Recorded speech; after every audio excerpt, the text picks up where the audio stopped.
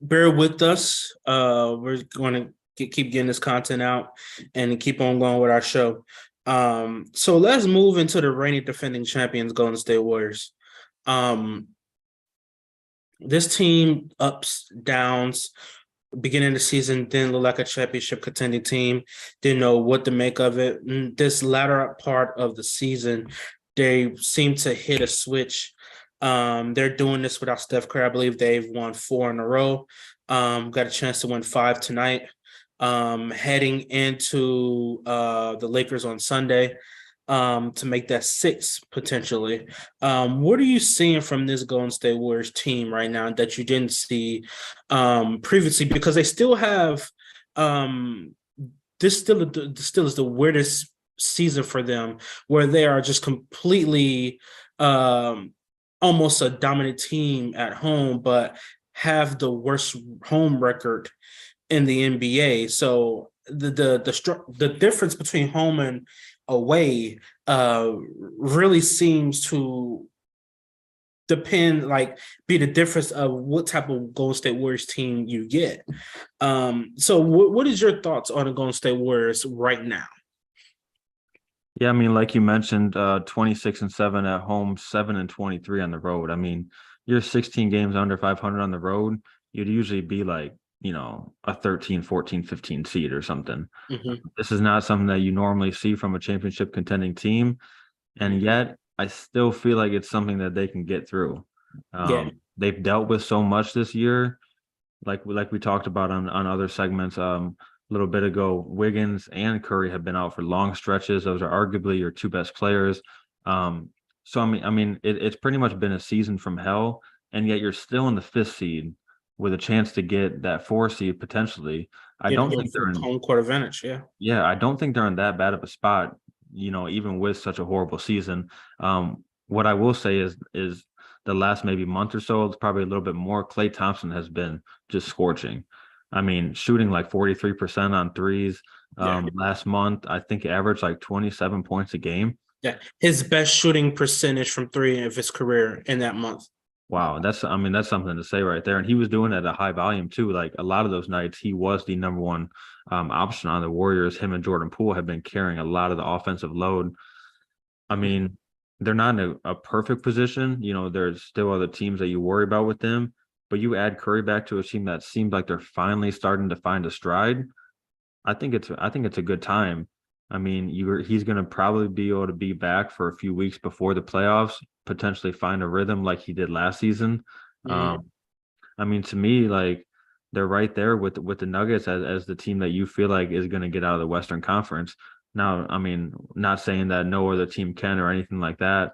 And I think last year we probably felt more comfortable with where they were at. Like this year, I do feel like there's some worries with the bench, with some of those young guys we really don't know, as well as I don't think the defense is as strong this year. But from everything that they've been thrown at this year, I feel like they're still in a pretty solid position at least.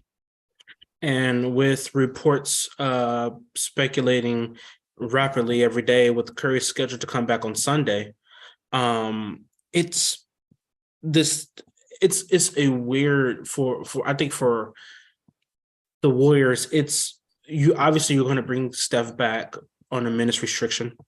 Um, because the last couple of seasons he's been prone to have injuries, but he's also been able to compete in the NBA finals and compete when it matters the most in the playoffs. So him scheduled to be back at the end of the week. It's for them is how do they handle the transition with Poole? There's no secret. He plays better when he's in the lineup. There's no secret about that. So how do you tell him to go back to the bench? I mean, last night he scored 22 in the third quarter. Yeah. So how do you tell a guy like that that's been quite honestly been your best player when Steph Curry hasn't been there? How do you tell him all of a sudden now you have to regulate him back to the bench? Obviously, it's Steph Curry, but I don't know. I don't know how they handle that. They're kind of in that same situation they were in last season, where Steph Curry had an injury around the same time, a little bit Yeah. sooner, I believe. And, they were trying to figure out how, are they going to play with this sudden death lineup with Poole in there? Real quick, that got out the window when they played against Nuggets in the first round. They went big. They had to kind of match up with that. So it didn't last very long. Steph Curry coming off the bench, the best six men of all time, stuff like that. But we they're in a very complex situation, and they're in a situation where I feel like they've been in playoff mode the last 5 games, where they know that they need every single last one of these games. Now, what they win, obviously, I don't think they're going to win them all, but I know that the Warriors are in that mindset where their playoffs have already started. They've already playing with the intensity, they're already playing with the grit, they're already playing with the heart. Now they just need the healthy bodies to come back. They're waiting. The reason why they pulled the move, which was brilliant, by the way, because I don't know if anybody knows this, the Warriors had no money in the trade deadline. The Yeah. Warriors have the highest payroll in NBA history. Mm-hmm. So they had no money to deal with at the trade deadline. The fact that they took one of their assets who wasn't really doing anything for them and put him in a package to get back 7 draft picks, knowing that they weren't going to keep those second round draft picks because the Warriors are not going to keep them. Mm-hmm. I already knew. I mean, me and my sister was literally like, why would they do that? I'm like, because they have another move coming. Like, they did that for a reason. They don't have any money disposable, so they need to use the assets of the 7 second round picks to use them to try to get something to bring GP back. And that's exactly what they did. And that's exactly what they needed. They lost the edge, they lost the grit, they lost a person that could defend 4 different positions. And they were lacking defense all season long. Everyone saw it. It's like if they either wasn't interested in playing defense or was getting torched by the opposing offensive team. So to have that level back of a guy that could play 4 different, he's an energizer bunny, a guy that could play 4 different positions. I'm sorry, he could defend 4 different positions. Getting him back into that lineup or getting him back into that rotation is going to do dividends for them, I believe. So the Warriors are bringing back pieces to that championship puzzle that they had last year that they shouldn't get rid of in the first place, but they couldn't pay them. And the Warriors who are probably they have the most brilliant minds working for them. Go get your money somewhere else, and eventually we'll make rounds to get you back here. And that's exactly what they did. He still got his money. GP still got his money from Portland. The Warriors were able to bring him back on a shorter deal and was able to get him for 2 years. So, and the Portland are paying him the money that they, obviously, they signed him for, but the Portland did they did some shady shit. It proved that man wasn't 100% healthy. The fact that you're putting him on the floor and he wasn't injured, that's a whole different discussion. I mean, he was injured, that's a whole different discussion. Yeah, not to mention that when the trade discussions were going on, they didn't even mention it. No, they didn't mention the injury at all, which you're supposed to do. Yeah. By letter of law for the NBA, you're supposed to hand over the documents of that player that he's had his physical, that everything is okay, and they did not do that. Yeah, I mean, a lot of times we see where a guy will go to get his physical and something will pop up that like nobody really knew about, and that will get in the way of the trade. But this was something that they knew about and they were being discreet about it. Yeah. And I mean, I think the Warriors are trying to get compensated for it, I believe. Mm-hmm. The Warriors are definitely suing their organization. The NBA is doing an investigation into it. So they're definitely looking into like what happened between all of that. But the Warriors, they are the 5th seed and being that they're the reigning champions, based on how they started this season, it's remarkable how they are able to be where they are and had such an atrocious season. Mm-hmm. The fact that they are 2 games out of the literally 2 games out of the 3rd seed in the conference. Yeah. It's incredible, like what this team was able to do. And are doing currently now. So they are just sneaking up on. I don't know how they could sneak up because they're reigning champs, but they're coming. And it's going to be a tough out for anybody that has to face this team. Mhm. And I'm not putting my money on, I'm not betting against them. So it really comes down to health. Is Steph Curry healthy? Is Klay Thompson able to continue this stretch he's on when Steph get back? Because he wasn't able to do it when Steph was there. So how can he continue? Can he continue to play like he's playing now when Steph Curry's back into the fray? Is the big question. But I would definitely put the Warriors. I'm not going to count them out. I definitely would have them maybe 2, maybe 3 as the favorites out of this conference. But again, I think we're about to get into the Nuggets next. This Nuggets team is just they're a handful, definitely. Yeah, last thing I'll say about the Warriors is, I mean, even though it was a bad season up until this point, and they were kind of between like 7 seed to 10 seed really the whole year, everybody kept saying all they need to do is win 3 or 4 games in a row, and you'll be in that 4 seed, you'll be in the 5 seed. Yeah. Now they're on that streak, like you said, they've won 4 in a row. They beat the Clippers last night. You win a couple more, and you're in that 3 or 4 seed. All of a sudden, you're getting home court advantage, and that's all they need. I mean, if the Warriors are the 3 seed, I think they got a great chance to go to the finals. If you're the 5 seed, it's going to be that much more difficult. Yeah. And I still want to count them out, even if they are end up with the 5th seed. Because if we look at it, could they beat Phoenix in the first round? I will say yes, for sure. And then we start looking You at have to play Denver in round 2, probably.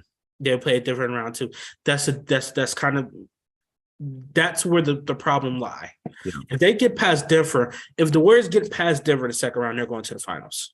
Yeah. Like if they get past Denver, they're going to the finals. So I think that initial having to play Phoenix and then having to play Denver, that's going to take a lot out of them if they're going to have, playing both of those 2 amazing teams back to back. But if they could somehow get past Phoenix and then squeeze past Denver, the Warriors are going to go back to the finals. I don't believe any other team standing can beat them in a 7-game series. Not Memphis, not the Clippers, not the Lakers. I don't think any team, not the Kings. I don't think any other team can beat them in a 7-game series. Yeah, I mean that's how it looks right now with the Suns and the Warriors potentially playing in the first round. I mean that's like a potential conference finals type matchup. Absolutely. And then you're talking about having to face the Nuggets in round 2. Like those are probably the 3 best teams in the conference, and they could all meet up in those first 2 rounds. Do you think the Warriors are still in contention to potentially get that 3 seed to where you might have a little more room for error, or do you think they're going to be in that 4 or 5? See that 3 obviously that 3 seed they avoid Phoenix. And you avoid Denver until the conference finals. And you avoid Denver into the conference finals. Yeah. I think ideally for them, because the 6th seed currently is Dallas, right? Dallas, I think, yeah. Dallas. Mm-hmm. I like my chances against Dallas. Yeah. I like my chances against the Clippers if the Clippers were to get that 6th seed. Mm-hmm. If I'm them, I'm going for that 3rd seed or higher. I don't know if you can catch Memphis. I think they have the Warriors by 4 games. 5 games, I'm not mistaken. We can pull up the standings here in a second. They're 6 games back in Memphis. They're 6 games back in Memphis. So they're going to need Memphis to lose, which I don't think they're going to lose. 6 to 7 games the rest of the season. They actually have one of the easier schedules remaining. So I don't know. I do think they're 5 games behind. Can Sacramento fall to 5 the way they've been playing? That's tough. That's tough. Can they fall? They will have to fall through 2 slots down. They will have to go on a losing streak in order for the Warriors to get to that 3rd seed. They play the Clippers tomorrow. Then they have The Timberwolves, the Pelicans, the Knicks, the Suns, the Bucks, the Bulls, Nets, Wizards, Jazz, Celtics, Suns, Jazz, Wolves, Blazers, Spurs. So they played the Warriors once. They wrapped the season with the Nuggets. They played Denver, and they play Dallas in this stretch. I don't know. Like, can they lose? Obviously, they can lose 6 games out of here. They can lose to Boston. They can lose to the Nuggets. They can lose to the Warriors. I mean, at that particular time, when you're in the last game of the season, they're not really playing any stars anyways. So can I see them feasibly lose? They feasibly can lose 6, but I'm not sure. They've been holding on to that third seed for almost the entire season. But Yeah. so, I mean, right now, I mean, the ones that got up and coming, they can drop to Phoenix, they could drop to the Milwaukee. But they will need to drop 3 more. Well, actually 4 more. So is it doable? Yes, but they've been proving people wrong the entire season. So when you think they're going to lose, they win. They find a way to win. I mean, they just had an amazing double all the time against the Clippers. Like, an incredible game, probably the game of the year. Like, Yeah. so I don't know. So it's a tough out. I think it's more feasible that they get that 4 seed, but you don't avoid Phoenix. You just move past them. Yeah. Somehow if Phoenix drop, they will have to go on a little losing streak to drop. I don't know. The West is so tight. Once you get past the second seed, everyone is 3 or 4 games away from leaping several seeds.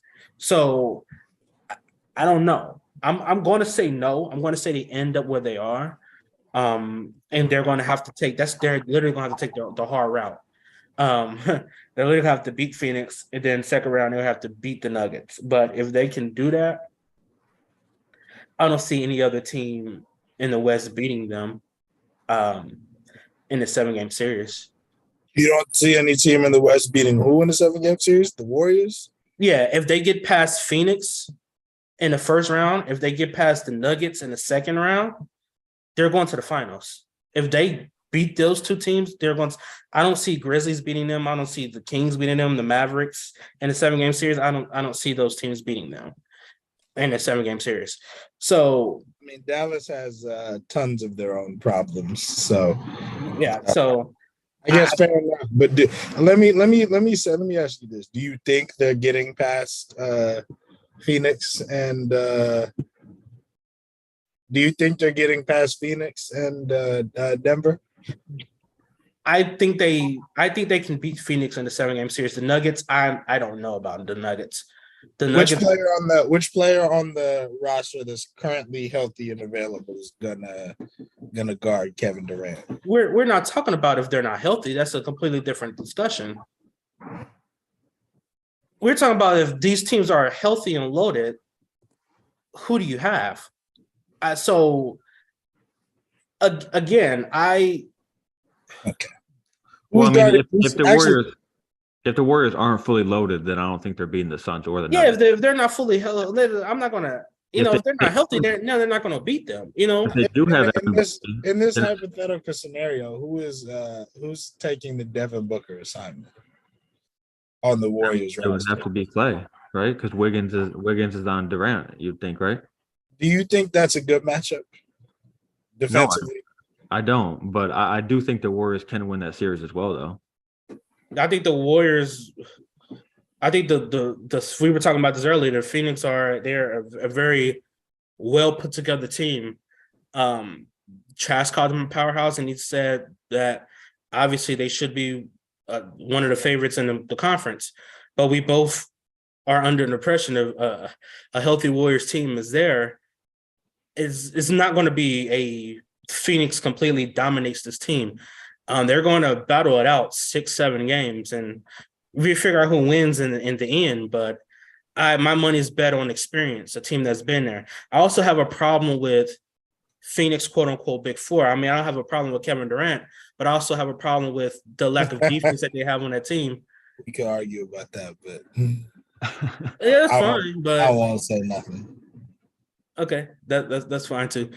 But I think that if they get past that Nuggets team, which is going to be very hard to do in that second round, because I do think the Nuggets definitely should be the favorites to come out of the conference, and barring injury, they probably will. But it's going to take all of their firepower in order to beat that team in the second round. But Chaz, again, like if they do, I don't see any other team on this list to threaten them, to be quite honest with you. So yeah, I mean, to jump back to the standings real quick, I will say I feel like the Warriors and the Suns were, in their plans, were hoping to get to that 3 seed because that does make the path so much easier. mm-hmm. But the Which Kings will avoid Denver into the conference finals. Yeah, but the Kings are not relinquishing that. I mean, the Warriors and the Suns are coming on, and the Kings have won 4 in a row too. Like, yeah, I think they're going to be able to hold on to that 3 seed, and then we'll probably see the Warriors Suns in that first round, which is what it is right now. mm-hmm. Still a lot to move and shake down these last couple months, but I mean, to me, I would be surprised if the Kings fell to like 4 or 5. But it's also going to be interesting because I do think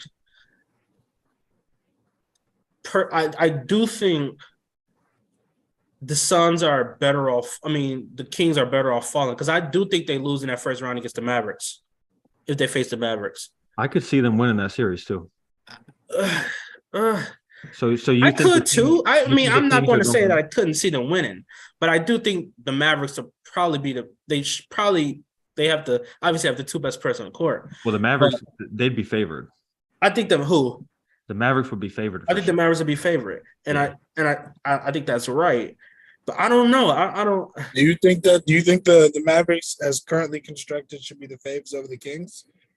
Yeah, I guess, but yeah, I do. I guess I can see that. I feel remiss mentioning Dallas without mentioning the defensive issues. Since they made the Kyrie Irving trade, they are not only worst in the league at field goal percentage at the rim, they're worst in the league by a scary amount. As of the day after that 27-point lead they blew against the Lakers, I believe they were through that set of games allowing about an 81% field goal percentage at the rim, which for context, that's like better than prime Shaq, better than Giannis's best numbers at the rim, better than LeBron's best numbers at the rim. That's bad. They have no rim protection, and they traded away their best perimeter defender. They have very little rim protection. I want to respect Maxi Kleber here, but they traded away their best perimeter defender by far to get Kyrie Irving. And just as of now, they're just out of whack as far as what the lineups look like. Like they're going to be able to, bomb people's faces off with, spreading the floor and, obviously Kyrie Irving and Luka Doncic. But I just don't know. I just don't know how you can watch them, on the defensive end of the floor and be confident in anything at this point. I think they were built together to be an offense, and obviously they can't be stopping the offense end. I think their ability, that the way that they're going to win games is they're going to shoot you out the building. Well, none of them are particularly good shooters, but they're going to score more than you. That's going to be their goal. Until they run into a team that has both offense and defense, I believe that they can beat the Kings. I believe they could beat the Kings playing this way. Now, is it going to be hard? Yeah, but I do think with their firepower, they could figure it out and beat a team like the Kings. And I'm going to respect the Kings because they've had an incredible season, but I do think if they stay where they are, that they would lose to Dallas. I'm not saying that it would be a sweep or anything, but I think they will fall. Um, Okay. so what do you think about that, Chess? I think you're probably right that the Warriors would win that series, but I'm not confident in it at all. Dallas? Yeah, I'm sorry that Dallas would probably win that series, but I'm not confident in it at all. And I will say that I think, like I do agree with you that their calling card is their offense, but probably the main reason besides Luka that they made that run last year was because of their defensive improvement. And that's pretty much dropped off a cliff, and it's gotten even worse since the Kyrie trade. So, I mean, you probably can get away with it against the Kings, maybe. But beyond that, you really start to get nervous against some of those other more complete teams. That's fair because I mean, if they get past Kings, I think they will play The 2 seed. the 2 seed. That's if I mean Grizzlies beat the Timberwolves, so they play Memphis. I mean, maybe you can beat Memphis too. You never know. I think they could. I think they could without beat improving on defense, though. I think you got to get at least a little bit better. I think you have to improve a little bit, but I think they will run into a problem once they start facing, obviously, the 3 teams that we believe are well, I don't know what Sundays believe, but the 3 teams that we believe are the best teams in the Western Conference when it comes down to it. I don't think they're going to beat those 3 teams playing the way they are, but I do believe that they can beat some of these teams that are inexperienced in the playoffs. Kings are inexperienced. They haven't been to the playoffs in I don't know how long, probably since I've been born. 17 years, I think. 17 years, so almost since I've been born. So only 17 years? I think it was 06 for last time, right? Yeah. I believe they could beat a team, especially a young team like that doesn't know what it's like to be. It's kind of like the Thunder. Now, obviously, the Thunder are not in this conversation, but the Thunders was in this top 7C, 8C, whatever the case may be. Yeah, they've made the playoffs. They would have been there, but obviously, I think they'll go home in the first round because they don't have the experience that a team, even though the Mavs really haven't accomplished anything, but they have a player that's been to an NBA Finals that has hit the shot of shots in a game to win an NBA chip. So he kind of knows what it's like to be in those playoff situations. And Dallas, Luka's no slouch to been in the playoffs. So I just think that a team that is so inexperienced and so young, they have a hard time beating a duo like that, even if the defense is lacking, like the defense is lacking now. But obviously, I think when it comes to those most seasoned and experienced teams, they have a bigger issue with it. Well, Tunde, I did want to ask you that we talked about it earlier that we did feel like those 3 contenders in the Western Conference were the Nuggets, Warriors, and Suns. No particular order that any 3 of them could probably beat one another depending on the series, depending on who's healthy, etc.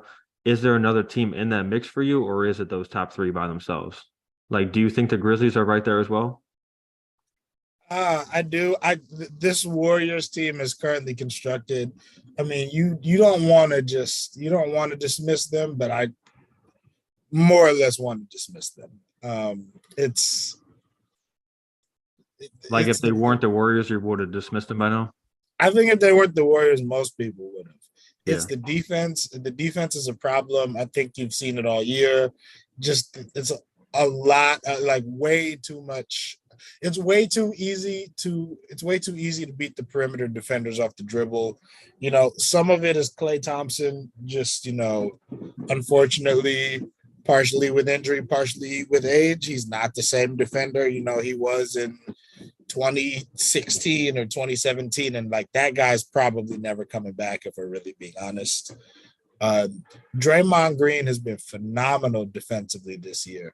The fact that they are a middle of the pack defense in the NBA is an accomplishment in and of itself that he should be very proud of. He is carrying the weight of the world on his shoulders when it comes to the defensive end of the floor for that roster. It's just way too easy to beat guys. And again, a lot of it is straight line drives. They haven't really made it all that hard for most of the year. It's an issue. And it shows up repeatedly, time and time again. I have a hard time with the Warriors roster that we've seen so far. They really miss. It's funny to say that because he's now back on the roster, even not without controversy. But like they really miss Gary Payton II this year, and 2022 GP2 might have been. I would argue probably was the best perimeter defender in the league. He was absolutely incredible. They desperately missed having a get in the gaps guy like that to help set the roster off. And then I think you've seen some offensive issues at times. I think you've seen times like the other night where they again, as much as you love him as a basketball player, like there's always going to be a little bit of a push-pull with Draymond in regards to the shooting or lack thereof. And when Steph isn't out there, it's you take obviously the greatest shooter of all time out of the equation. One of the things that we've seen Draymond Green do over the years that he's been phenomenal with, is you give him a bunch of room, where people don't guard him. When he catches the ball at the three-point line, he immediately turns that into a pass to the nearest shooter, into setting a screen for them, or a dribble handoff. And either way, you get them a shot, or you get them a runway with a lane to get into the rim. With Steph out, it's a little bit harder to execute that because you're executing it with the worst player and the worst shooter. I just don't really see it. I have a hard time seeing them win the championship as currently constructed. I gotta grab my charger real quick so you guys. I could go. I don't. Obviously, I think this team has issues. Internal issues that I think we've all discussed at one part or another on this podcast, on this show. I don't disagree with anything you remotely said on the defense. I don't disagree with the inconsistencies. I don't disagree with Klay Thompson's struggles at the beginning of the season, although he just had his greatest shooting month of his entire career last month. He's still lacking on the defensive side. He's amped it up on the offensive end, but I don't think he's ever going to be that two-way player on the defensive side that the Warriors are accustomed to seeing. And that's why they have players like Andrew Wiggins that can somewhat pick up the slack. I think that's one of the reasons why they brought GP2 back, is because they saw that it was an issue on a defensive end. I disagree with you that he was the best perimeter defender last year, because I probably have to give that to Drew Holiday. But sure, okay. I don't necessarily disagree with anything you said involving the Warriors as this presently constructed team, but I also don't discount their championship pedigree.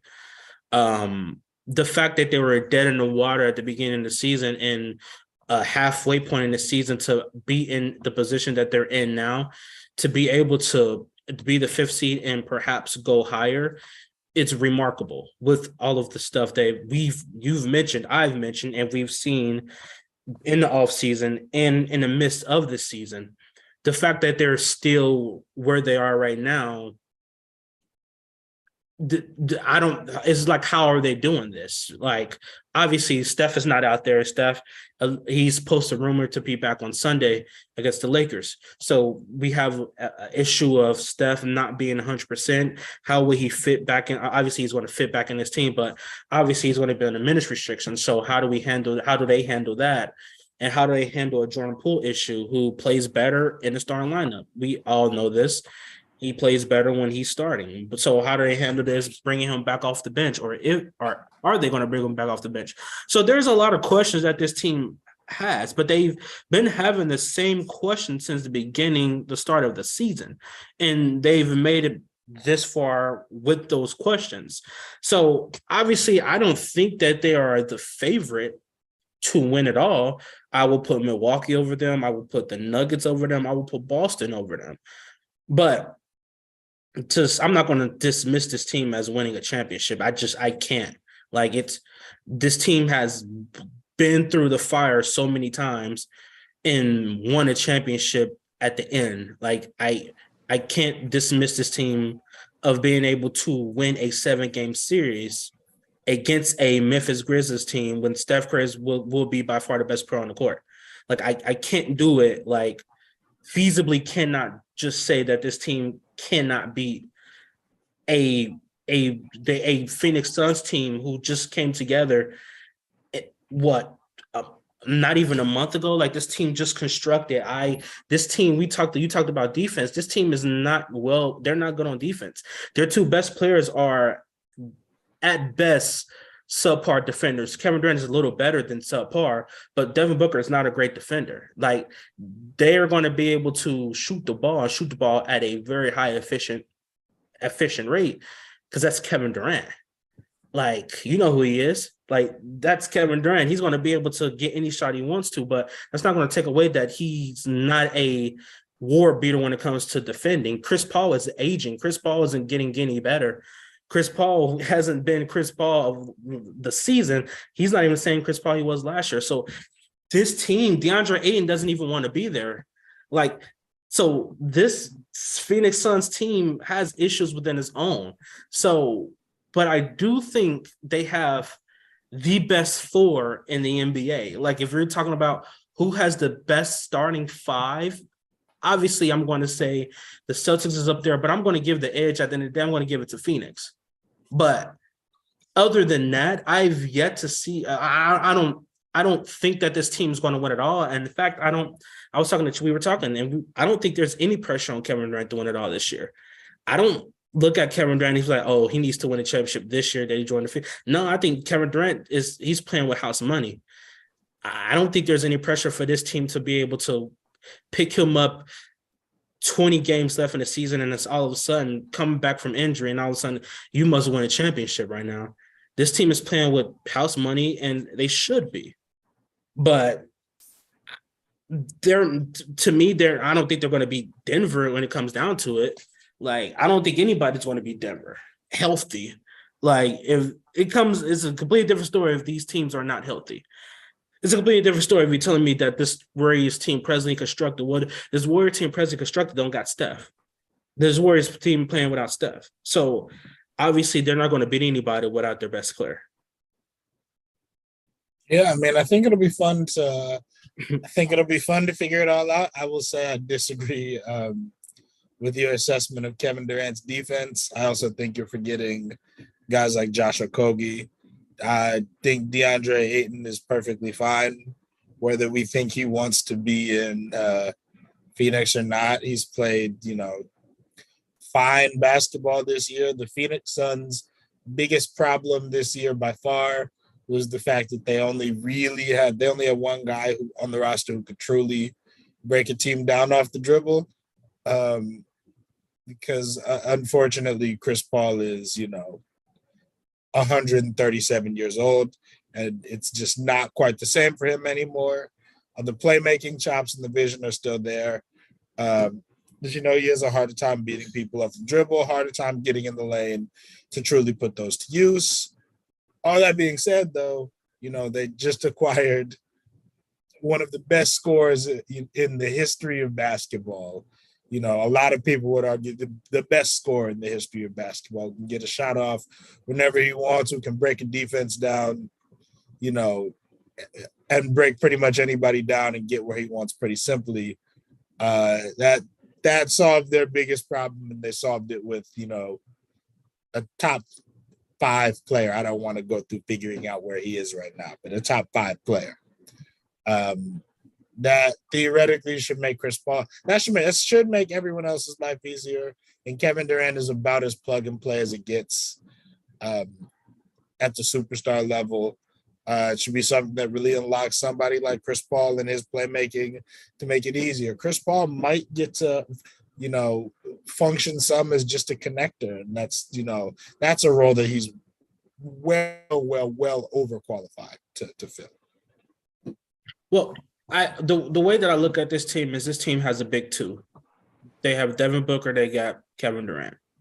They have the ultimate plug and play player in Kevin Durant. They have a top 5 player, as you said. I'm not going to disagree with you. In Kevin Durant, they have one of the best players of all time.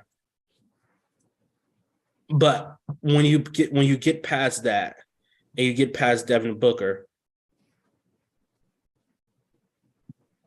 I mean, this isn't the Warriors of 2017 and 2018. Like that is the Warriors of 2017 and 2018 is the greatest. Those exactly. So I'm saying we knew going into that nobody was beating that team. That was the Avengers assembled. They had all the Affinity Stones. No one was beating that team. I don't care if you had 3 Thanos. No one was beating that team. The problem with the thing is this team isn't unbeatable. Like this team can be had. And the way that you're talking is as this team is a prohibited favorite to win it all. They're not. I think Milwaukee could beat this team. I think Boston could beat this team. Oh, yeah, 100%. I'm 100%. I believe Milwaukee could beat this team. 100%. Yeah. I agree with you. All I'm saying is that I think the Phoenix Suns are a very good team that address the biggest issues. It's not. I mean, and that was the issue, and that was the thing that I was saying, that they should be one of the best teams in the Western Conference. They should be favorites, one of the favorites to come out of the Western Conference. So I don't know exactly where you were disagreeing with my Phoenix Suns take, because I was saying exactly what you were saying. I just didn't agree that they all of a sudden they have this unstoppable team. Like they can't be beat. They have 2 offensive juggernauts, and they have a good team. I'm not gonna say decent because that's disrespectful. They have a good team. They have a player who's their best player by far, that doesn't have to be the leader, that can play hoop, that just play basketball, what you want to do. So it's going to be interesting to see when it comes down to when they face these teams like a Denver, how they match up with them. And obviously, I think they're going to be able to match firepower with firepower, but this team does lack on defensive end. And I'm not going to say Denver is just the best, because Jokic is not a very, very good defender, but he will defend. And Durant will defend too, and Booker will too. But when it comes down to when you're facing a team like Milwaukee, when they pride themselves on defense, when their head coach prides himself on being able to play defense, and they have their best player who takes it serious and everybody else follows, that's going to be a problem if you run into a team like that. So I definitely believe they have a good team, but I don't think they're remotely close to being the favorite. I think they're in a batch of like 5 teams that could potentially win it all. I mean, if anybody should be the favorite in the NBA, it should be Boston. The disagreement there is that I disagree with the assertion that Devin Booker is a bad defender, and that I disagree with the assertion that Kevin Durant is a bad defender. I also disagree with the assertion that Nikola Jokic is a bad defender. I don't think any of those guys are bad. I think Kevin Durant I would consider good. You're decent. I think Devin Booker I would consider, and Nikola Jokic I would both consider about solid. Obviously, I don't think Nikola Jokic is, Anthony Davis on defense, and I don't think anybody thinks that. I think a lot of people have it in their head that he's a bad defender because of his body type and what he looks like. And instead of actually watching him play basketball, they've projected what they think he should be on defense because he doesn't look like an athlete and because he doesn't jump very high. As a big, there's, multiple ways to skin a cat. Ultimately, he ends up like the advanced stats grade him as if he's phenomenal. My eyes and my eye test grade him as solid.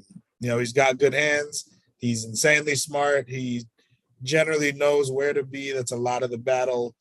It's not like, he's super bouncy or he's got, like a 7'8" wingspan, but he's big as hell and he gets in the way. He's hard to move in the post. He rebounds the fuck out of the ball. Ends up being about solid on that end. If we're talking about Denver and we're talking about that defense and guys in their starting lineup who are going to be a problem, we could talk about Michael Porter Jr. for an hour. He's one of the worst defenders in the league. Michael Porter Jr. is an actual problem. I would even say Jamal Murray's defense is an actual problem. But like that's where the issue is. People have this notion that Nikola Jokic is going to be put in 90 pick and rolls in the playoffs. As if that's been the way that teams have generally gotten them out of there in the past. And two, like Nikola Jokic hasn't been a very, very, very good playoff performer over the course of his career. Listen, the Warriors torched that man in the pick and roll last season. Let's play off. Let's not stop. Let's not go there. The Warriors, Steph Curry absolutely torched that man in the pick and roll. The Denver Nuggets team that was starting Austin Rivers. It don't matter, but you're talking about the same. You're talking about the same Nikola Jokic. Like you're talking about this. This is the same guy. Like it doesn't matter the pieces that were around him. He got torched last year by Steph. That's not how defense works. Okay, I'm not saying that's. I'm not saying 100% of it's his fault, but I'm saying he got torched in the pick and roll. Like. In this discussion, like we can say that's not how defense works, but that's still your job is to not be able to be in that situation every single time, and every single time you find his way in it. So what I'm saying, it's not how defense works. Is if we're playing our big and drop coverage, which is roughly what the Nuggets do with Jokic. It's a lot of drop coverage on level of the screen, and we're doing that, and our guard, whoever's guarding the ball, is tasked with fighting over the screen, and they keep repeatedly getting hit by the screen. Because Austin Rivers and Monte Morris weren't necessarily the best at screen navigation. They keep getting clipped by the screen, which is an issue we saw in last year's playoffs in the series you're talking about, where it was supposedly Nikola Jokic's fault that again he wasn't dragging players who are 7th and 8th men to beating the eventual NBA champions. If they keep getting hit by the screens, you're putting that's not an excuse. Because they won the title last year. Like that's not an excuse. Like all right, because they won a title, that's not an excuse. Like you said, they eventually NBA champions. Can I finish, please? Go ahead. Thank you, sir. If we're putting our big in a 2-on-1 situation, where he's got the ball in front of him with a big behind him, our defense is compromised. The defense isn't compromised because Nikola Jokic doesn't, have a 40-inch vertical or a 7'8" wingspan. It's compromised because our guards keep dying on screens, and now we've got issues. But that's not a Nikola Jokic problem. That's not Nikola Jokic getting killed in the pick and roll. That's not really what was going on or what was happening. To your point that, they should, the whole, it's not an excuse, or whatever you're saying. No one thinks, I don't even think you think that it's reasonable that Austin Rivers and Monte Morris, are guys that you can take in a series against Steph Curry and Klay Thompson and the way Andrew Wiggins was playing last year. And those are your starting players and those are their starting players. And that you would think that you should win that series. So yeah. It was never even a question of whether they won or lost the series. Anyways, we did agree to disagree. Chaz, did you have anything that you wanted to add? Yeah, I will say that I feel like that is something that the Warriors will still be able to take away from the Nuggets. I mean, I don't think it's going to be as bad as it was last year because I think the Nuggets are more well-equipped with guys like Bruce Brown and Kentavious Caldwell-Pope. I mean, those are pretty big step-ups from the guys that you mentioned, Tunde. But it is still something that I worry about down the stretch with the Nuggets because that in the last 5-6 minutes of games, teams are going to look to get that switch. And especially when it's a team like the Warriors, I mean, you can say goodnight if you get Steph Curry and Jokic matched up. So, I mean, it's still something to look for, but I will say that I feel like the Nuggets are in a better position than they were last year. And I think just to chime in here again really quickly, like that's absolutely fair. If Nikola Jokic gets a switch on Steph Curry, Steph is going to score pretty much every time. To that, I would say which bigs in the league are getting switched on to Steph Curry, and that's a positive result for the defense. No one. It's like nobody. It's nobody. He's impossible to guard. Robert Williams, if he doesn't get hurt last year, is probably the defensive player of the year. And we watched Steph take him on some switches in the NBA final and cook him. That's not a Nikola Jokic thing either. Yeah, I think Bruce Brown is exactly the type of player, Tuna, that you were mentioned that needs to be fighting over those screens. He's a guy that is going to do that all game long. And I mean, I feel like that puts the Nuggets in a better position, but you never really know with Steph Curry and the Warriors. Like if they're clicking, then they're going to find a way to take advantage of that mismatch. And when you have a player like Steph Curry, you always have a chance. So you can never say never. Yeah, I just don't personally see it happening. Yeah, I did. I overheard one thing too. That Tunde, you said that you thought the Celtics were the favorite at this point in the season. Yeah. Then, because a little while ago, before you got on, we were talking about that, and we both agreed that even though there are probably 4 or 5 teams that we feel real good about, we feel like the Bucks are probably that team right now, since they're riding a 16-game winning streak. So why would you still have the Celtics in that position? I just think it's the best roster, top to bottom. I mean, I think all in all, I can understand having the Bucks as the favorite. I also think if you go and look through this 16-game win streak, like it's hard. It's really hard to win games in the NBA, and you'll never hear me take that away from people.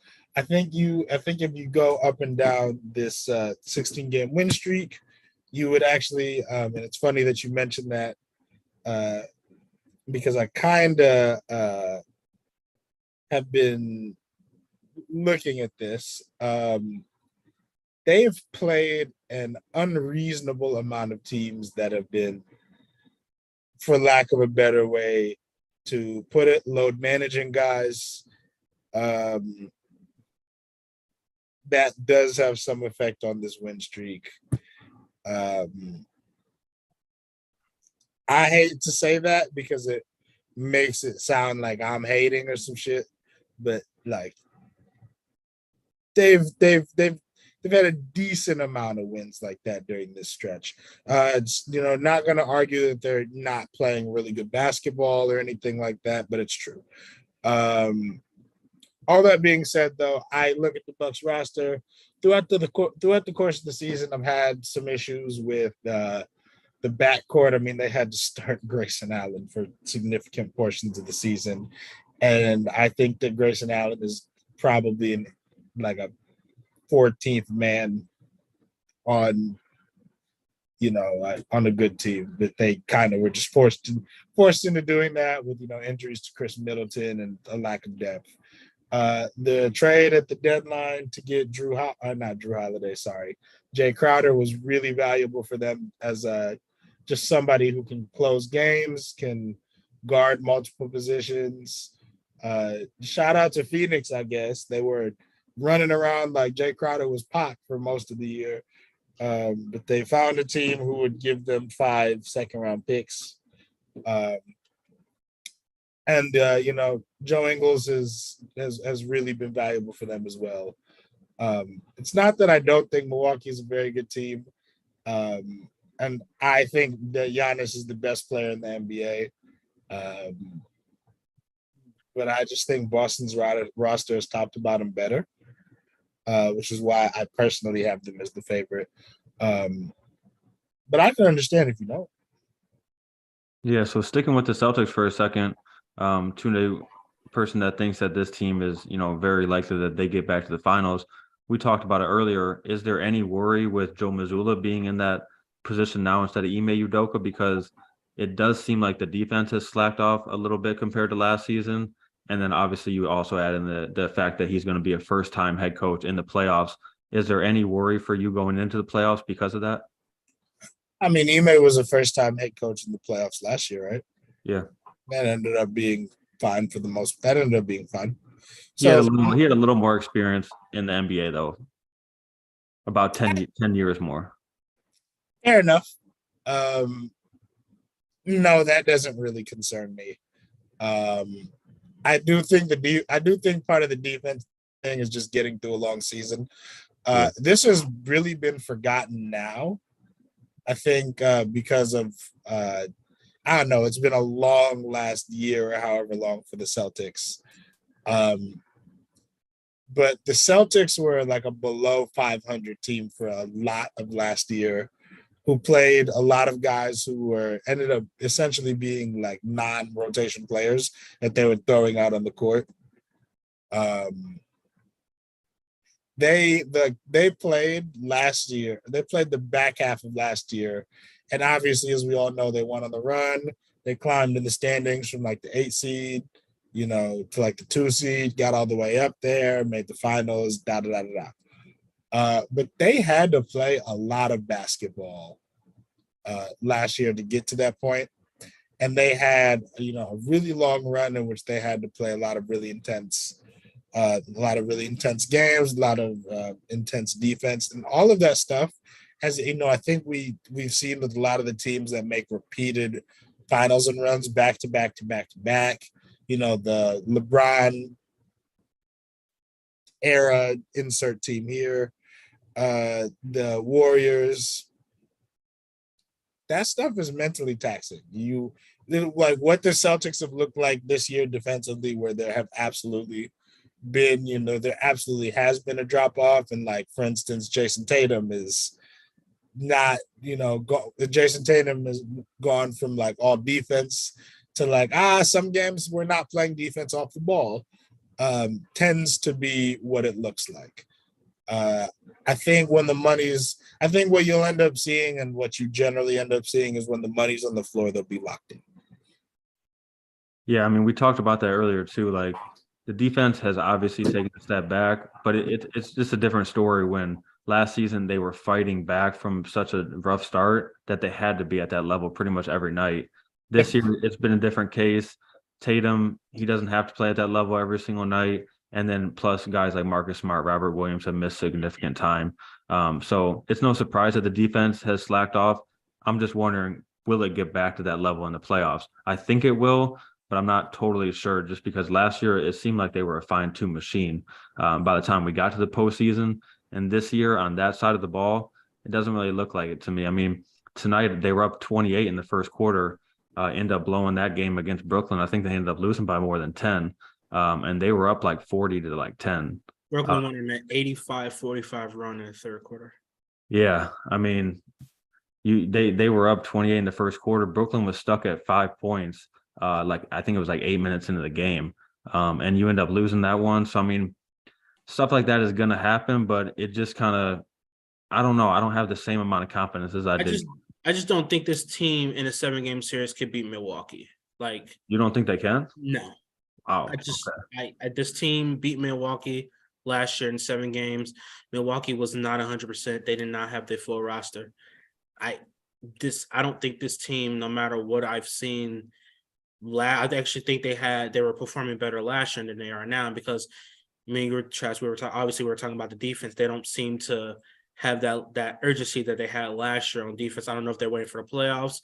I don't know if it's because their coach doesn't demand the defensive presence that he demanded last season, but I don't know if they're waiting for the playoffs. But I don't think this team can beat Milwaukee in a 7-game series. I don't. Healthy. They have to be healthy. Both teams healthy. Milwaukee has to be healthy. Let's say both teams are healthy, but if Chris Middleton is playing at the level he is right now, which is like, 15 points a game on like 30% shooting from 3, which is not the Chris Middleton we're used to, I think the Celtics can very easily win. They took Boston to 7 games without Middleton. Yeah. Without Middleton. They took them to 7 without Middleton. He's giving you something. Like, they took him to 7 without their second best player. Yeah. And it took all of that game for them to beat the Bucks. Like, it took everything in them to beat that team. And you're trying to tell me that coming back, that this team is lacking defensive of like the urgency. They don't look the same. Like, they still could put the ball in the basket because they have Jason Tatum and Jaylen Brown. Obviously, they still have a team that is a championship team, I believe. But look at last year. Like, they barely beat Milwaukee without their second best player. And you're trying to tell me that with him, even if he's playing at a reduced role, if he's going to give you 20 a game, that they can't beat this team. Like, I don't buy it. So I think healthy Milwaukee can take them. And I don't think, obviously, I don't think it's a hot take, but obviously, I don't think the Celtics will get blown out either. I think it'll go 7. I I mean, hope we get I think for all of us, I hope we get the chance to find out. Be a fun series. Chaz, I know you wanted to say something, so please chime in here. well, I was just gonna say that, yeah, I mean, I picked the Bucks at the beginning of the season, and right now I feel like they are the team to beat in the Eastern Conference. But I'm not really confident in that. To me, that series could go either way. I think the Celtics have a very good chance to win it. Even with Chris Middleton being back, I just don't feel confident that he's going to be the player that he was 2 years ago. And if he's playing at a reduced role, I feel like Boston can win that series. And my only thing is he doesn't have to be the player he was 2 years ago. But I feel like he has to be good, and I don't think he's been that this year. I don't think he's been good either. I feel like he's been, at best, kind of he's a star player, but he's been playing a bench player like role. Yeah. I feel like he's giving you 15, 20 points that a bench player can give you. So I don't think there's really any impact in his scoring, but still with him being on a threat, he's a threat. Being on the court, he's a threat. So you still have to guard him with the respect that you're going to guard him with, even if he's not making shots. Yeah. It's kind of like if Klay and Steph is not hitting shots, you're still going to guard them because the next shot can go in. So I don't look at that he's not playing the way that he played 2 years ago, because I don't think he's ever going to be that player again. I mean, just like I don't think Klay Thompson ever going to be that version 2-way player of Klay that he used to be. Like, so that defense is not going to come back the way that it used to be. So, but I still think that him averaging 20 and him not being there at all last year, and they took this team to 7, and it was a possession game. What am I supposed to do there? I'm not discounting the Celtics. No, they got blown out in Game 7, I think. Oh, sorry, yeah, they did get blown out in Game 7. I'm not discounting the Celtics, but it's not like, again, it's not like they can't be had. I think both of these teams could be had. I just think that Milwaukee, when it comes down to it, can beat them. And I think Boston, if the chips all lay out right, they can beat them. But it's going to take, to me. I thought you said you didn't think the Celtics could win that series. No, I'm saying like, if it comes down to, I'm not saying that the Celtics can't represent the East. Okay. What I'm saying is, I believe that it was going to take more for them to beat Giannis in the Bucks than it would take for Giannis to beat them. Now, because I believe Giannis is the best player, it's not just about him. I believe they have the pieces around him. I believe they have the talent around him. I believe they have the right personnel around him. They've made him, obviously, their number one asset, as they should. So I believe that team is tailor-made for Giannis, as it should be. He's their best player. The problem that I'm having with the Celtics is the inconsistencies of this year. Like, their highs are really high, but their lows are really lows. We've seen it today. Like, they were really low. Like, they seem like a team that are just going through the motions. Like, they're just ready for the playoffs and to kick it in some type of gear. But not having that momentum in the playoffs, it can cause a lot of harm. It will put you in a position that you don't need to be in. The reason why they came in so hot, and I think they end up representing the East in the conference, because they went on a hot streak and they took that into the playoffs and they didn't look back. They just carried the shit all the way through the playoffs to the finals. I mean, they lost to the Warriors, but still, I believe anybody other than the Warriors, they win that finals. Like, I just think they run into a team that has experience, that's been there before, that's been through a lot of trials and tribulations. But if they face anybody else, it's hard for me to believe that the Celtics want to win that series, even with the lack of experience, because a lot of teams in the Western Conference don't have experience, especially teams that's currently in the playoff mix. So I don't know. Like, it's I don't know. But I do believe that Milwaukee is the team to be in that conference. And I do believe when it comes down to it, healthy, Milwaukee takes it. Now, if you want to throw in injuries and presently constructed, fine, that's different. But if you're talking about right now, give me Milwaukee, and I bet on it. Fair enough. I just I bet this apartment on it. But this apartment up. I Milwaukee. was about to say I'll take your bet, but I'm not about to do you like that. I'll just say with Boston, they very clearly have a really good idea of what it looks like based off last year's run. This is, I think, pretty much par for the course what we see in the league. Teams figure it out. They don't really play with the same level. They don't play with the same level of intensity and maybe not connectedness once they figured out what it looks like with the finals runs. If you know what it looks like, you can get back there. It's a lot easier to get back there. I mean, the Warriors are a great example of that. They're not accomplished enough to be doing all that.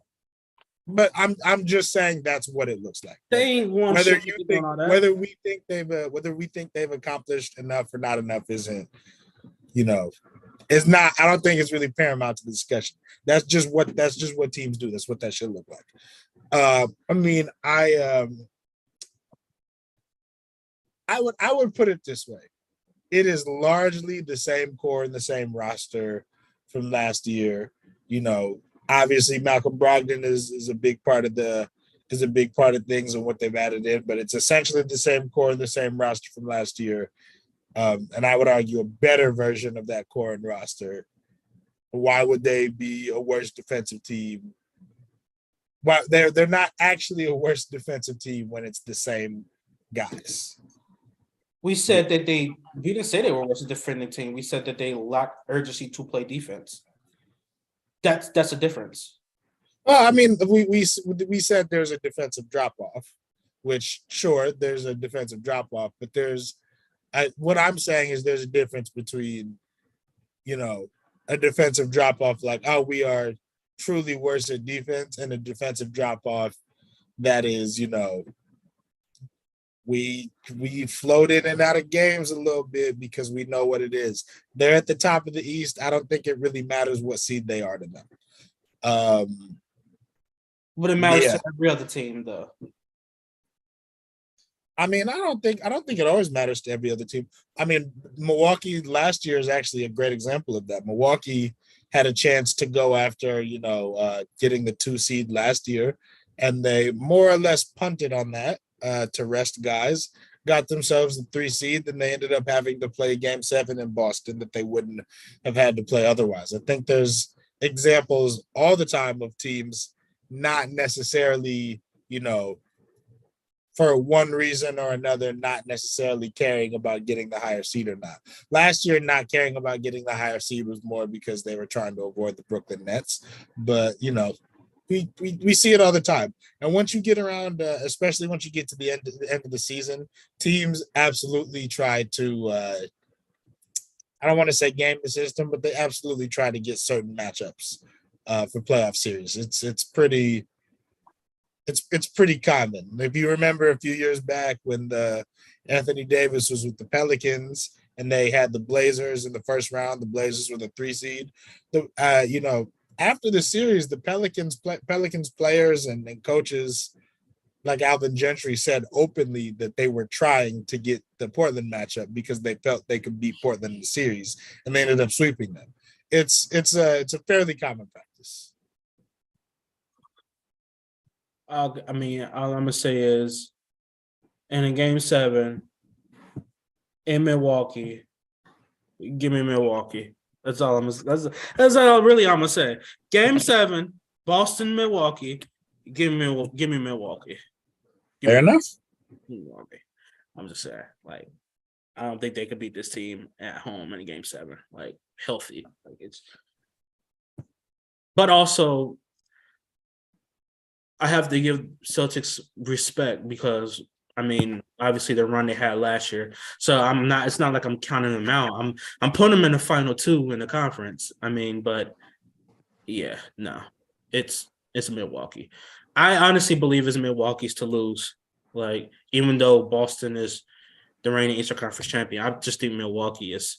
I don't think they're head and shoulders above because I do think that they have some spots that they need to work on. But also Boston is not war beaters either. So give me the team with Giannis on it. I'll take that team. Fair enough. Chas? Any last thoughts on that? I got nothing to add on that. All right. I think we'd be remiss if we didn't mention Dame 71. I just think we have to mention Dame 71 points. But people are looking at Houston, and they see food. That's yeah. I mean, I don't want to. It's really hard to score 71 points, and what Dame did was special. So I'm not going to sit here and take anything away from that. But like, people are looking at the Houston Rockets and they see food. They've given up like 10. They've given up like 10 or 11 like 45-point games this year. It's not accidental. I mean, Steven Silas took Alperen Şengün out of the game and didn't play him in the fourth quarter, and said it was because he was being targeted defensively in the pick and roll in the third quarter, which is not, untrue. But like they were 13 and 47 after that game. Like you're trying to get reps for your core guys. It's not even about winning games at this point. You want Şengün to figure out pick and roll defense. I don't know that benching him for playing bad pick and roll defense is quite what you want, but especially when you're saying he's being targeted for pick and roll defense, and then you proceed to bring in Boban Marjanovic. That doesn't really solve that problem. But what Dame did was special. 71 points is hard to score. I mean, 13 threes is good God. Yeah, I think tied second most threes all time, right behind Clay. Behind Clay, yeah. 71 points. We've seen Dame go for 60 plus. I think like 5 times now, maybe 71 now, new career high. I mean, he's one of the best scorers in the league. To me, he's one of the top 5 3-point shooters of all time.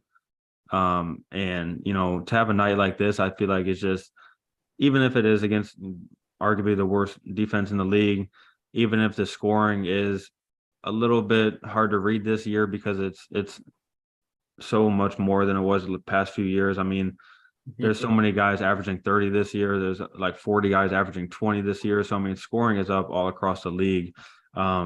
It's the second 70-point game we've seen this season.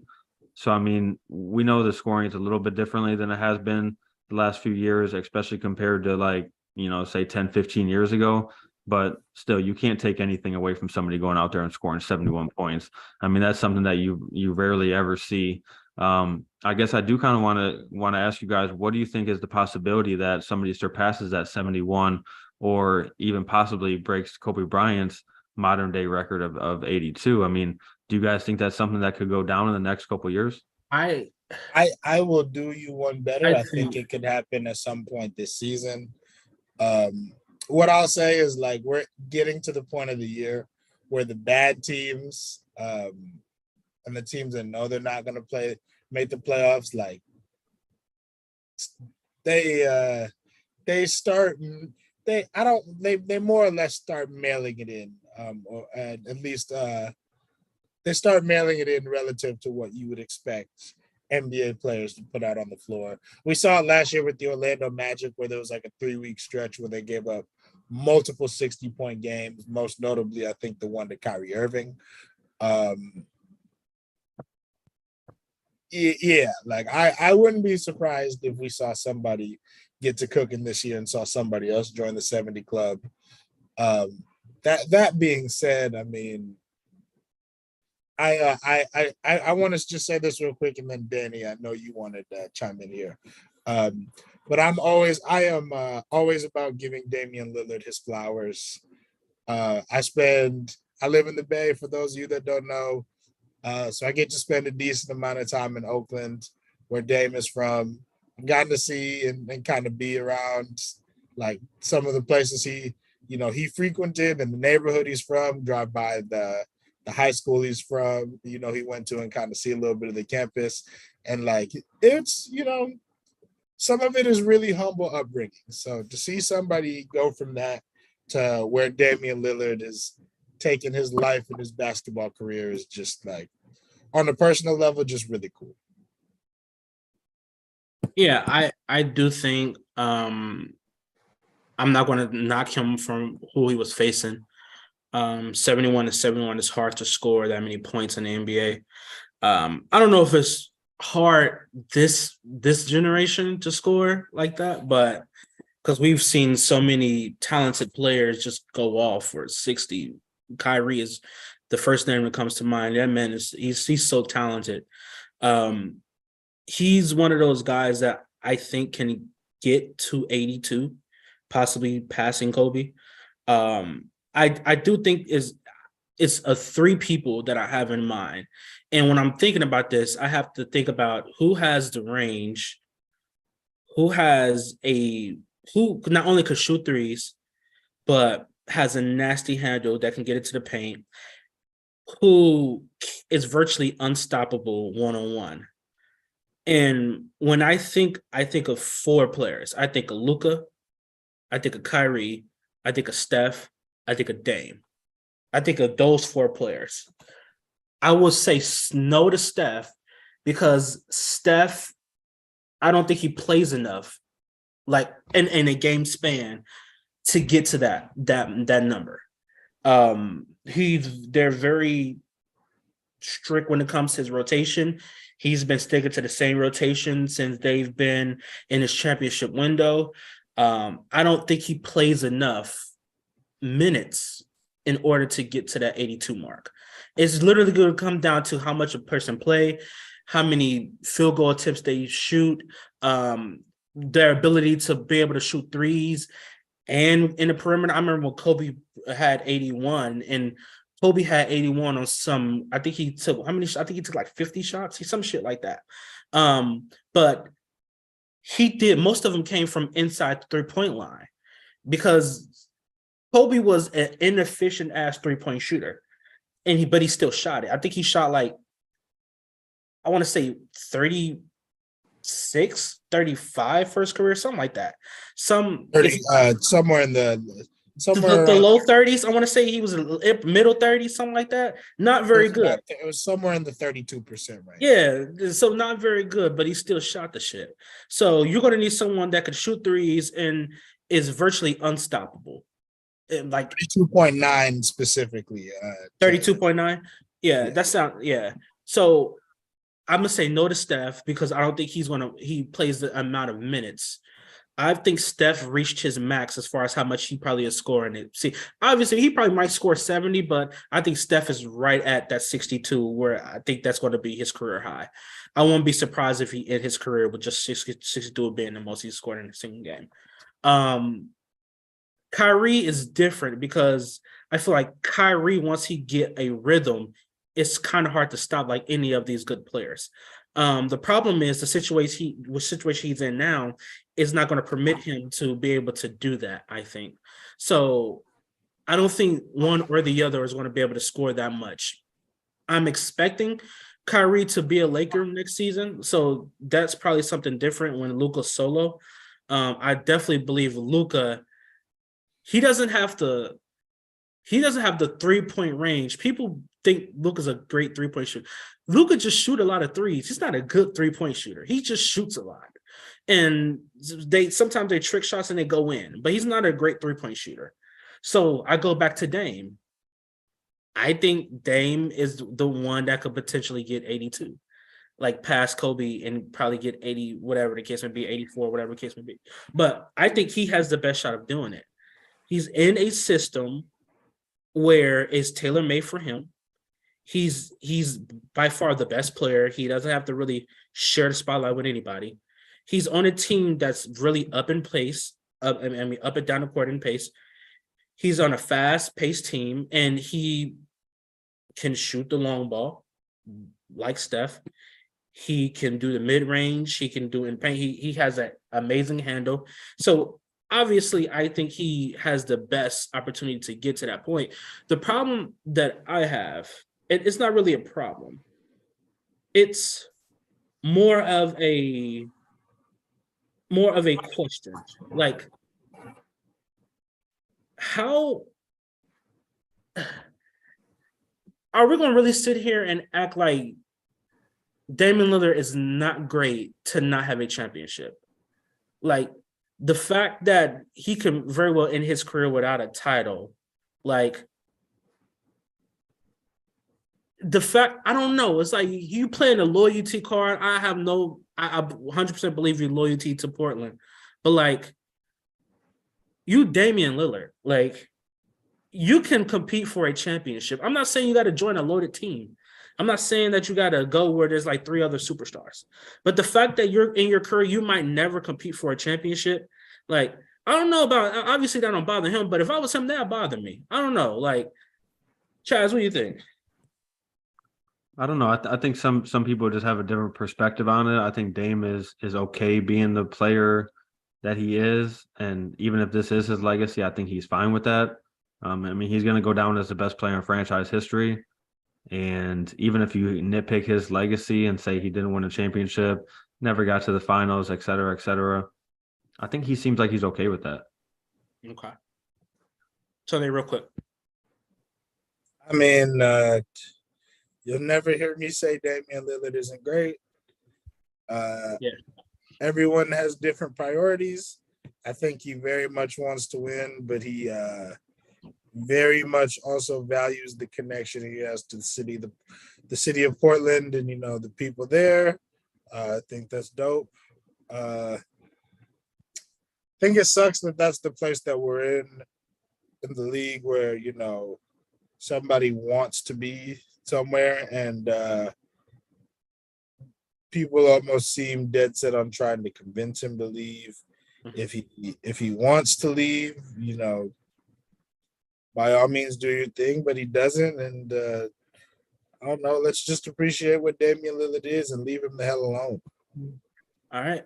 Yeah, I mean, going from Weber State to first ballot Hall of Famer, I mean, you might not finish without a championship, but still, like, that's a career that you're going to take every single chance you get.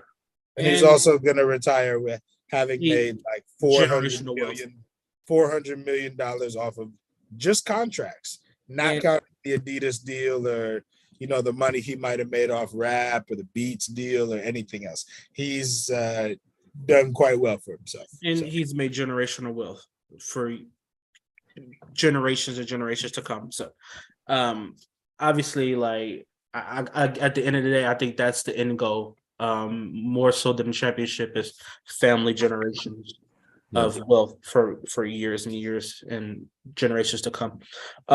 So that's Damian Lillard. Let's run through these last 4 teams real quick. I just want to get your thoughts about where these teams are right now, and what do you see for these teams in the last 20 games heading into the playoffs potentially. So let's start with the Knicks. We just got to be quick. I got to get going soon. Yeah. Let's start with the Knicks, Chas. This is a team that I've been pretty impressed with the last few weeks. I feel like they're playing pretty good ball. Jalen Brunson, maybe the biggest all-star snub, has been playing out of his mind. They beat the Heat on a last-second game winner tonight. Julius Randle 3. He had 43. I mean, that's a team that I don't know if they're going to win a playoff round or anything like that, but I enjoy watching them every night, and I feel like they can at least compete with the other top 4 or 5 teams in the conference, which isn't something we could have said last year. All right, 30 seconds, Sunday. Yeah, I mean, I think Chaz, I think you hit a lot of it on the head. I think it's been really fun to watch the Knicks. It's been fun to see Quentin Grimes' growth this year. Josh Hart, that addition was great. He looks rejuvenated. What we saw from him in Portland, he basically refused to shoot threes. He's letting that bitch fly in New York, and you love to see it. And, Jalen Brunson and Julius Randle played really high-level basketball. Julius Randle's going to be All-NBA again this year, which is pretty cool. So, right. Yeah, Josh Hart's like the perfect Tom Thibodeau type of player too. So yeah, I feel like that was a pretty good pickup at the deadline. Right, Chaz, Miami Heat, 30 seconds. This is a team that is so frustrating. I feel like some nights you feel like they can compete with those other teams. Other nights they lose to just about anybody. They're one of the worst offenses in the conference, but they grind you out. They make all their free throws. Great defense. So, I mean, you still don't want to play them in the playoffs, but I don't think you're necessarily afraid of them anymore. Sunday?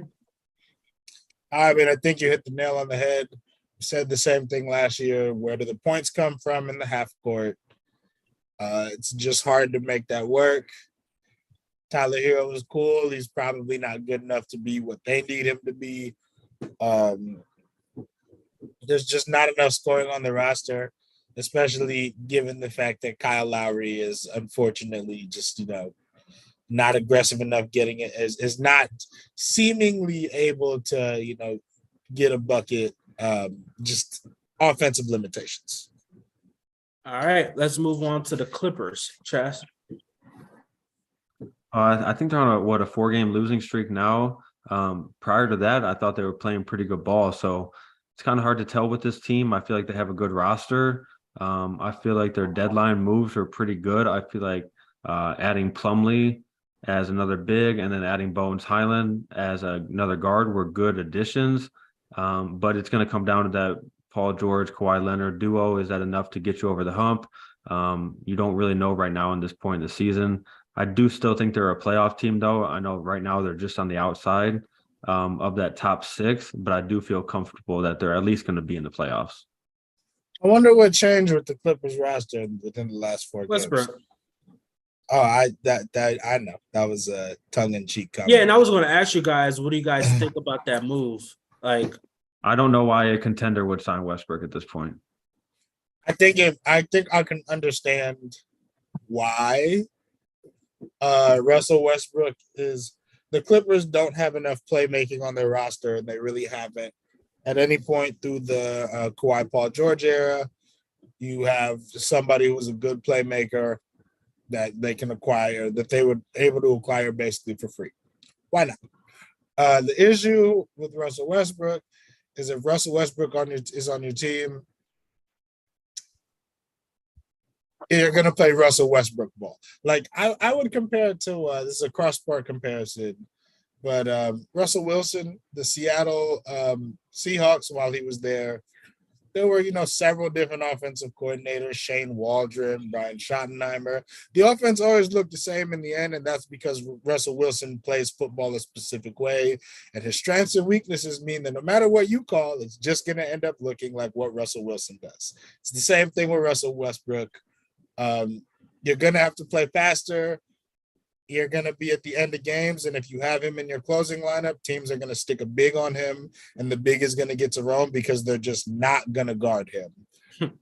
And the self-awareness isn't necessarily there for him to not take that shot or him to not try to attack, especially in those situations where, like, you need him to swing the ball. So, I mean, it was very embarrassing. I mean, the game they just had recently against the Warriors, that Draymond just completely, disregarded anything Russell Westbrook was doing on the perimeter. Like, they're playing 4-on-5. I don't know why the Clippers will mess up what they had going on with their starting lineup by inserting him in there. I mean, I don't see what was the reason to bring him in to place him in the starting lineup. I think he would have been okay off the bench. But the fact that the Lakers had him on the bench and then the Clippers bring him in to start, it's one of the reasons why the Clippers has been such a poorly ran franchise for so long. I just think they make boneheaded moves. Now, obviously, I think they've turned the corner, obviously getting Paul George and Kawhi Leonard, but I just don't understand, Chaz. I agree with you, why a contending team will sign Westbrook. It was a reason why he would have been on the open market still to this day if the Clippers didn't pick him up. Probably a team that's under 500, a team that can bring him in to be kind of like the vet in the room, whatever case it be, a young team, but no contending team would have brought Westbrook in. So, you know what that tells me? The Clippers aren't contending. So that's all that tells me. They're not contending. Like, on the outside, they really the thing that's really so fascinating is the Clippers, before they made that move, legit had the best roster from top to bottom when healthy, in my opinion. They legit had all the pieces they needed to win a title. And then you just mess it up by bringing Westbrook into you. I don't know. Yeah, I mean, Tunde, I get it in theory. Like, if you can add a playmaker to that roster, it makes sense. But we've seen it for years now. Westbrook's flaws are just too detrimental. I mean, they bring you down. Like, he's not gonna go in there and just make a couple mistakes and He get already out. got 16 turnovers. Yeah, like he's gonna go in there and lose you multiple games. And I think he's lost like 15 straight games that he started in. Over 14. yeah. So I mean, Last 14 games he's been in, he's I lost. thought he was gonna go to like Chicago, Washington, a team like that. For the Clippers to sign him, it just doesn't seem like a good move heading into the playoffs. Yeah. Oh, I'm definitely not saying that that's what I would have done. Yeah. I'm just saying like I get the impetus for it. I'll also say I didn't really think that that the Clippers should have been the landing spot for Bones Island. But like I get roughly I get what the Clippers are getting at. And theoretically they have enough spacing on the roster that they should be able to kind of make things work with Russ, especially if Russ is going to spend more time operating as a screener, a guy who, short rolls, you can really use his playmaking, and he's very overqualified for that role. Is he It's really? just yes, he is as a playmaker, beating 4-on-3s 100%. Yeah. I just think it's tough just because Russell Westbrook looks like what Russell Westbrook looks like. It's just going to look like that no matter what. I do have to drop off though, guys. Cool. Let's Chaz, the Lakers. Last one. I mean, I feel like the additions at the trade deadline made them a better team. I mean, the last couple of years, I felt like they only had 4 or 5 players that were really actually making a positive impact. I think you can almost double that now. They go pretty much 8 or 9 deep, but that's with LeBron and AD healthy, and neither of them are that right now. Sounds like LeBron's going to be out for like 3 weeks, I think it is. AD just missed the Thunder game the other night, so I'm not really sure what his status is going forward. He's probably going to be playing 2 out of every 3 games or something like that. They're only half game back of the play-in, but I mean, it's hard to feel comfortable with this team and feel like they're actually going to be able to make a push to get in the play-in and potentially the playoffs. When it's been a struggle for the last couple of years and LeBron's still not healthy. If LeBron was healthy right now, it would be a different story because I do feel like the roster's in a better spot, but just can't trust it. I'm going to keep it short and sweet. No LeBron, no chance. Yep. Don't have LeBron, don't have a chance. Yep. Anything else you would like to say? No, I think we got a lot covered today. There's a few teams that we didn't get to talk about, like, the Timberwolves, a couple other teams. Well, we did mention the Kings a little bit. Yeah, a couple of teams that are kind of in the play-in mix. But we'll get to them another time. We covered a lot tonight. Definitely. All right, guys. Thank you for being patient with us for not only this episode, but I know we took a lot of time off in between. We have busy lives, so we're going to try to, as the playoff gets closer, and as very well as we get into the playoffs, we're going to try to be more consistent with the amount of episodes that we do. We're going to try to get at least one a week. Hopefully we can get that managed and be able to do that for you guys. Other than that, thank you guys for joining us. Thank you guys for rocking with us. You are watching and listening to Spoken Truth. I go by the name of Denny. I'm Chaz. You can follow me on Twitter at Denny Murphy Jr. 1. You can follow me on Twitter at Chaz_post23. Till next time, folks. Thank you.